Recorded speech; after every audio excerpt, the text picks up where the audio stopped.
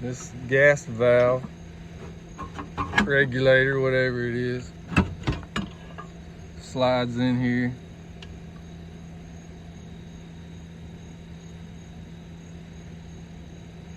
You gotta take this little grate off or whatever to get it all apart, but the valve comes out. It's a pretty tight squeeze. I think the wall might be sagging in this old camper.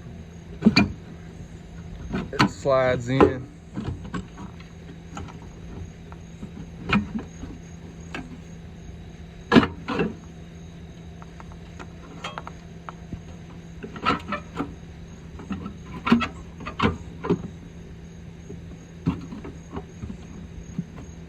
Just like so.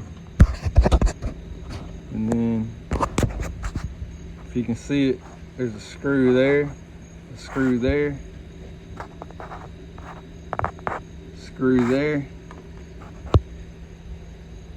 and a screw there that holds it in place. 4 sheet metal screws.